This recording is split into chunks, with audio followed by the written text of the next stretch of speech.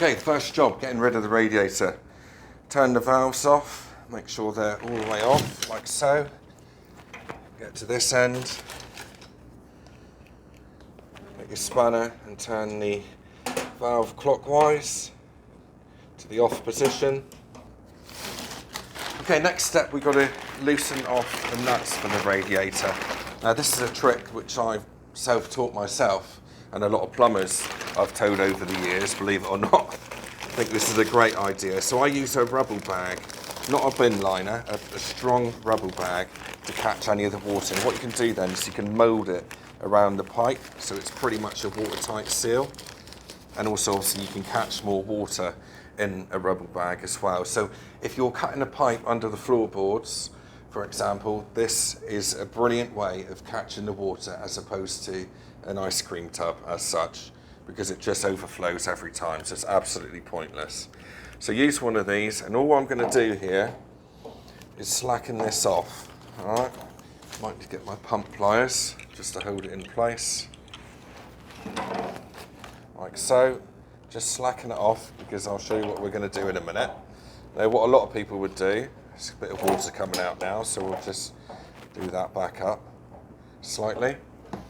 Then we'll jump down the other end and do this one here. Now, with it being a TRV, sometimes you will need a thermostatic radiator valve on that end. If it gets really cold, like in the winter times, it will actually start to let the water out, all right? So you need to be aware of that and cap it off in the correct manner. But for now, we're just going to slacken it off like this. This is a double radiator, so it is quite heavy. I've got my bucket here, make sure we've got everything to hand. I'm going to undo it by hand. Now the water is starting to come out a bit, but there's no pressure coming through the radiator because we have the valves off, right? So that's that, and that's off, and because we've got a vacuum on the in and out, that's not going to be a problem. All right, so I'm going to put my thumb over there. I'm going to undo this one by hand, like so. And now I can lift it up and off the wall, let go of the vacuum, and out the water goes into the bucket. Now obviously if this is a bigger radiator, you're going to struggle more, but this is about my limit really. And as you can see, it's not coming out the left-hand side because we created that vacuum.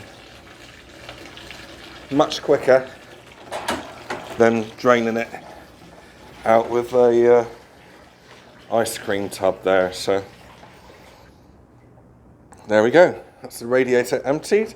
Now I've got to carry it through the house in a minute. So what I'm going to do, turn it upside down. So any spillages are going to go where I want it to go and not out onto the floor.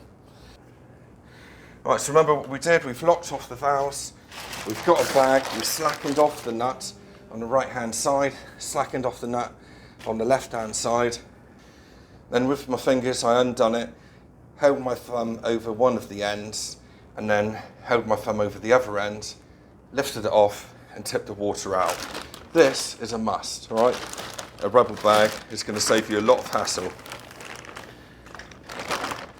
So that is how you remove the radiator quickly. If it's a thermostatic valve, in the winter time, it could actually turn itself on in freezing conditions. So put a 15mm cap on this end, and the other end should be okay as long as it's not weeping.